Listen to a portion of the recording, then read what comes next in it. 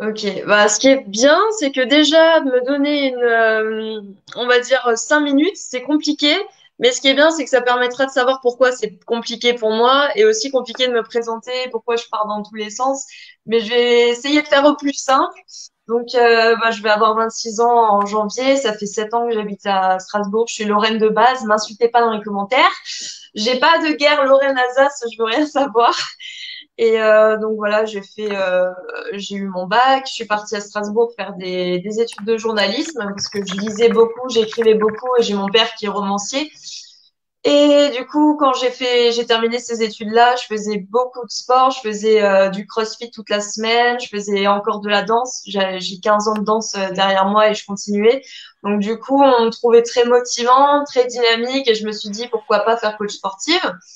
Et là, donc j'ai fait un DOS métier de la forme, mais en deuxième année, voilà, le dos, le surentraînement, j'ai eu plein de soucis de santé qui ont fait que j'ai pas pu terminer la deuxième année. On m'a diagnostiqué la maladie de Scheuermann, donc c'est une maladie de croissance de la colonne vertébrale en fait, sauf qu'on n'a jamais su parce que je faisais de la danse, je me tenais droite, j'avais pas mal. Donc ça a pété à 23 ans et donc après je me suis juste réorientée dans le secrétariat médical comme j'avais des bonnes bases en informatique et en médecine. Donc voilà, j'ai été diplômée. Après, j'ai travaillé dans le secrétariat médical et maintenant, je suis dans la vente. Donc ça a rien à voir. Mais j'avais besoin de rester dans on va dire, cette voie de rester très dynamique, être au contact des autres, être motivante, bouger toute la journée. Donc voilà, c'est sans regret. Puis de toute façon, avec ce qui se passe cette année, bosser, c'est un peu la priorité. Je suis déjà bien contente de pouvoir enfin, d'avoir trouvé du boulot. Voilà, c'est pas évident dans toutes les branches, donc bon courage à tous ceux qui galèrent en ce moment. Je comprends tout à fait ce que c'est. Voilà. Et aussi, donc là, depuis 4 ans, je me suis mise qu'à la musculation et depuis environ 2 ans et demi maintenant, je me suis mise aux compétitions bikini. Donc j'en ai remporté trois et sur d'autres, j'ai fini troisième à chaque fois. Donc voilà, c'est du culturisme, c'est une catégorie en fait où on n'a pas besoin d'être très musclé, mais il faut être très sèche aussi, avoir quand même un bon gain musculaire. Donc voilà, moi ça me permet en même temps de continuer de trouver cet aspect un petit peu compétition, comment dire, ce rapport de voilà, je veux être la meilleure, aller au-delà de ses capacités, parce que bon, la musculation c'est bien, mais ça peut vite être redondant. Voilà. Alors moi, ça me tient vraiment à cœur parce qu'en en parlant un petit peu sur mes réseaux et un petit peu petit à petit, bah, au final, j'ai énormément de personnes derrière qui m'envoient des messages pour me demander comment j'ai été diagnostiquée, comment j'ai été traitée, voilà, quelles sont les marches à suivre. Il y en a même qui se posent la question sur est-ce qu'ils sont pas TDAH non plus. Donc, ça sert vraiment à quelque chose et c'est pour ça que ça me tient vraiment à cœur. Donc, qu'est-ce que c'est TDAH? H entre parenthèses, en fait, c'est le trouble déficitaire de l'attention avec ou sans hyperactivité. On peut très bien avoir beaucoup d'hyperactivité, surtout chez les enfants, mais chez les adultes, voilà, on en a plus ou moins. Comment ça se traduit? Alors, ça peut être déjà dans l'enfance et ça peut continuer à l'âge adulte. Et il y en a qui peuvent être comme moi, selon l'éducation, selon le fait que voilà, on était bien entouré, on a une belle enfance, ben, on a des symptômes en fait qu'on n'a pas forcément vus ou qui sont mis sur le dos du caractère ou voilà des problèmes scolaires tout à fait basiques, on va dire. Donc ça fait que c'est un trouble qu'on voilà, il passe complètement inaperçu, contrairement à l'autisme, contrairement au surdoué.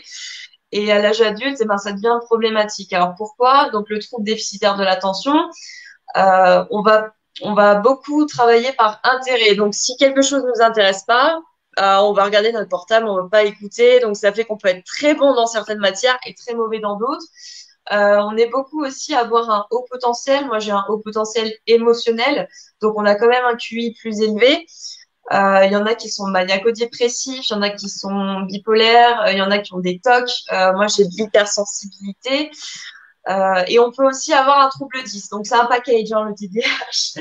Moi, je suis dyscalculique. Donc, pareil, t'es nul en maths, tu bosses Mhm. pas assez et on en a une phobie scolaire à la fin alors qu'on sait pas lire l'heure. On a beau passer 3 heures à pleurer sur une leçon, c'est pas possible, c'est dans notre cerveau, c'est comme un dyslexique. Sauf que quand on le sait pas, bah, voilà, malheureusement, on est laissé de côté. Donc, on a des troubles de l'attention, on a du mal à retenir des choses, on oublie souvent ses devoirs, on oublie souvent ses cahiers, son sac, ses clés. Voilà, ça paraît rien, mais quand c'est tout le temps, au boulot, quand on dit tu n'écoutes pas ce que je dis, tu n'écoutes pas tout ce que je dis, tu as oublié de faire ça, bah voilà, ça peut vous porter préjudice. Les études, quand je dis que j'ai fait journalisme, j'ai fait sport, etc., c'est pas anodin parce que justement, on a envie de vouloir tout faire. Et quand ça nous intéresse plus, que c'est très vite ennuyeux, bah, qu'est-ce qu'on fait? On fait ce qu'on aime faire. Donc voilà, on n'est pas du tout concentré. On a aussi, en fait, c'est surtout ça qui est enfin qui rend le TDAH détectable à l'âge adulte. Et je veux vraiment insister là-dessus, c'est les fameuses pensées en arborescence. Ça veut dire qu'on va penser à quelque chose et dans la même minute, on va penser à 40 choses. Donc ça fait qu'en même temps, on a des fluctuations d'humeur, on va penser à quelque chose qui va nous rendre déprimés, après on va penser à un autre truc qui va nous rendre colérique. Donc souvent, on peut penser que la personne est bipolaire alors qu'elle est simplement TDAH. Et on a aussi tout ce qui est, on a un gros, alors ça passe souvent sous le mauvais caractère, alors que pas du tout, mais on est très impulsif. On Mhm. va pas réfléchir avant de faire un choix, on va pas réfléchir avant de faire quelque chose, on va le faire et après on va se dire mince, je suis allée trop vite, mince, j'ai oublié de faire ça, merde, j'aurais pas dû faire ça non plus. Donc voilà, on est très impulsif et socialement aussi. Donc voilà, quand on nous prend le chou à l'adolescence, on pense que c'est une crise d'ado, mais en fait non, ça peut être le TDAH. Donc voilà, il y a plein de choses comme ça.